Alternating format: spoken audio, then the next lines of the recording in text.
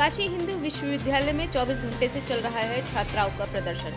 काशी हिंदू विश्वविद्यालय में 24 घंटों से छात्राओं का प्रदर्शन जारी। कड़ाके की ठंड में धरने पर बैठी छात्राएं छात्रावास में खाने की खराब गुणवत्ता को लेकर कुलपति आवास के बाहर धरने पर बैठी हैं छात्राएं। छात्राओं ने विश्वविद्यालय को दिया अल्टीमेटम, मांग न पूरी होने पर कल से बड़े आंदोलन की तैयारी।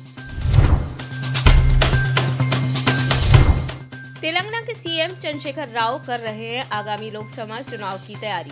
तेलंगाना सीएम चंद्रशेखर राव ने 2024 के आगामी लोकसभा चुनाव को लेकर तैयारी तेज कर दी है।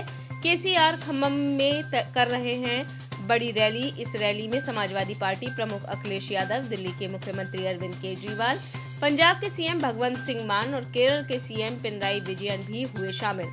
आज की इस रैली में चंद्रशेखर राव 2024 के आगामी लोकसभा चुनाव की रणनीति तय करेंगे। विपक्ष को साथ जोड़ने का प्रयास है ये रैली। चुनाव आयोग आज करेगी नॉर्थ ईस्ट राज्यों के विधानसभा चुनाव के तारीखों की घोषणा। चुनाव आयोग आज नॉर्थ ईस्ट राज्यों त्रिपुरा, मेघालय और नागालैंड में होने वाले विधानसभा चुनाव की तारीखों का ऐलान कर सकता है। प्राप्त जानकारी के अनुसार चुनाव आयोग आज प्रेस वार्ता कर नॉर्थ ईस्ट राज्यों के चुनाव की तारीख का ऐलान करेगा। बीके हरिप्रसाद ने दल बदलू नेताओं की तुलना वेश्याओं से की।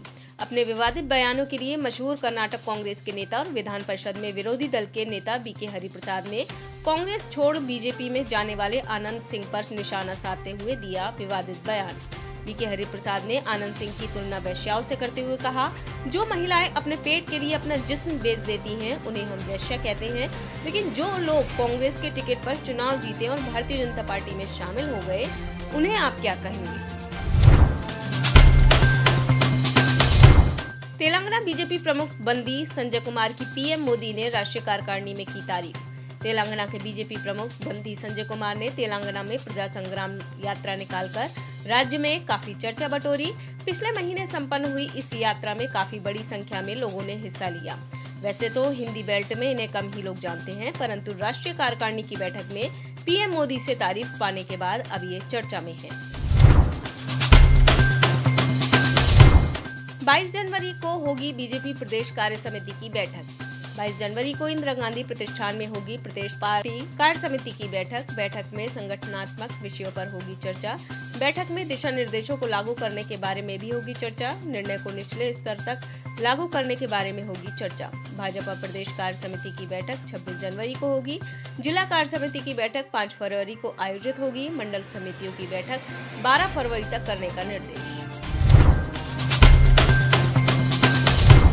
अपने से 21 साल छोटी लड़की के साथ भागे हरदोई बीजेपी के नगर महामंत्री। हरदोई में बीजेपी के नगर महामंत्री पर अपने से 21 साल छोटी लड़की सपा नेता की पुत्री को बहला फुसलाकर भगा ले जाने का लगा आरोप। पुलिस ने बीजेपी नेता के खिलाफ केस दर्ज कर लिया है। बीजेपी ने नगर महामंत्री को पार्टी से बाहर का रास्ता दिखा दिया है। भारत सरकार 3-4 बड़े अरबपतियों के लिए ही सारे काम करती है, राहुल गांधी। कांग्रेस सांसद राहुल गांधी ने हिमाचल प्रदेश घटोटा में दिया बयान। राहुल गांधी ने बीजेपी पर निशाना साधते हुए कहा, 3-4 लोगों के लिए पूरी सरकार चलाई जा रही है। जो भी होता है वह उन लोगों के लिए ही होता है, हमारे किसान, मजदूर, युवा के लिए नहीं।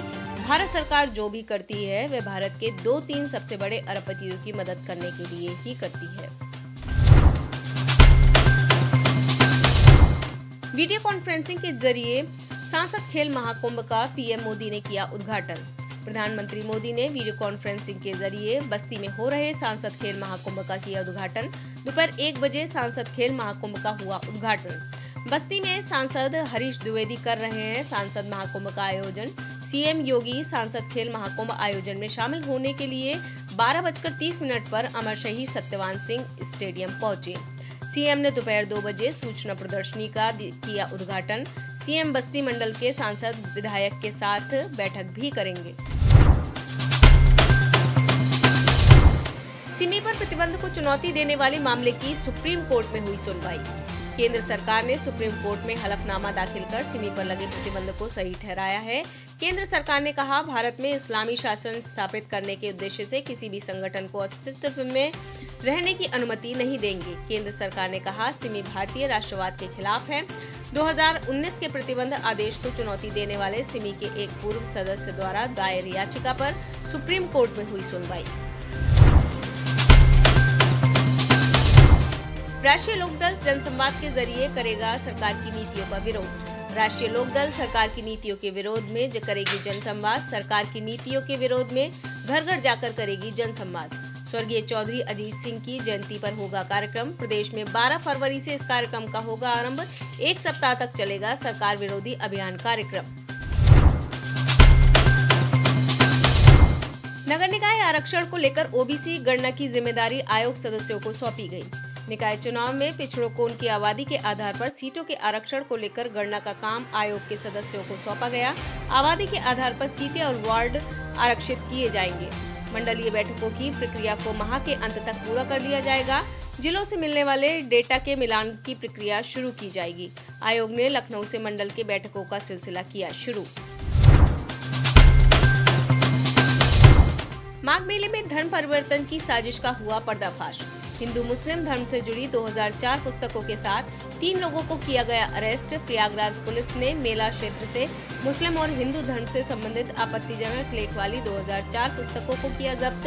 साथ ही 3 युवकों को भी किया गया गिरफ्तार। इन युवकों का कनेक्शन अबू धाबी से है।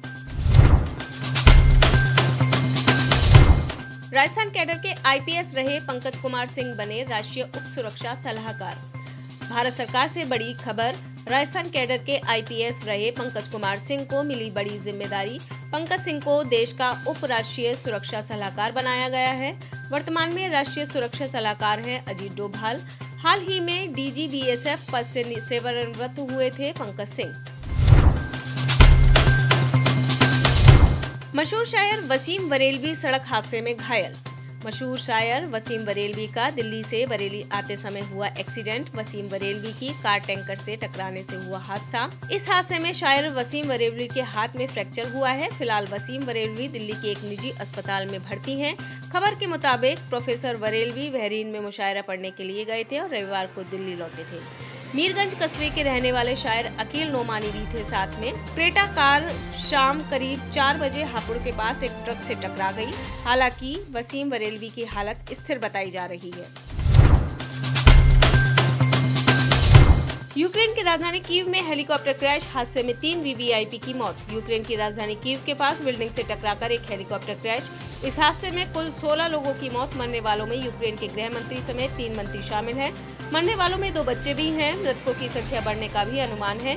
स्टेट इमरजेंसी सर्विस का हिस्सा था ये हेलीकॉप्टर। हादसे में कुल 22 लोग घायल शामिल हैं, जिनमें 10 बच्चे भी हैं। हादसे का कारण अभी तक नहीं पता लग सका है। सरकार हादसे में मरने वालों की जानकारी जुटाने की कोशिश कर रही है। मिस्र की सरकार ने आर्थिक तंगी के बावजूद मस्जिदों पर खर्चे करोड़ों डॉलर। एशिया और अफ्रीका से जुड़ा मुस्लिम देश मिस्र भी आर्थिक संकट में। हालांकि आर्थिक संकट के दौरान भी मिस्र के सरकार द्वारा लोगों को बेसिक चीजें उपलब्ध कराने के बजाय मस्जिदों के निर्माण और उसके रखरखाव पर 3,287 करोड़ खर्च डाले। साल 2013 में राष्ट्रपति अब्देल फत्तह अली सिसी ने पद संभालने के बाद से 10.2 मिलियन मिस्र पाउंड लगभग 404 मिलियन डॉलर की लागत से 9,600 मस्जिदों का निर्माण कराया है। अब इसको लेकर वहां के लोग सरकार पर सवाल उठा रहे हैं। फ्रांसीसी नन सिस्टर आंद्रे का 118 वर्ष की आयु में निधन। दुनिया की सबसे बुजुर्ग इंसान ल्यूसिल रेंडन का 118 वर्ष की आयु में निधन। वे एक फ्रांसीसी नन थी और उन्हें सिस्टर आंद्रे के नाम से भी जाना जाता था। उनका जन्म 11 फरवरी 1904 को दक्षिणी फ्रांस में हुआ था। सेंट कैथरीन लेवर नर्सिंग होम की प्रवक्ता डेविड ताबेल्ला ने कहा कि टूलोन में उनके नर्सिंग होम में उनकी नींद में ही उनकी मृत्यु हो गई। नेपाल विमान दुर्घटना के आखिरी लापता यात्री की तलाश जारी। नेपाल में रविवार को हुई विमान दुर्घटना के आखिरी लापता यात्री की तलाश की जा रही है। विमान में सवार 5 भारतीयों सहित 72 लोगों में से 71 के शव अब तक बरामद हो चुके हैं।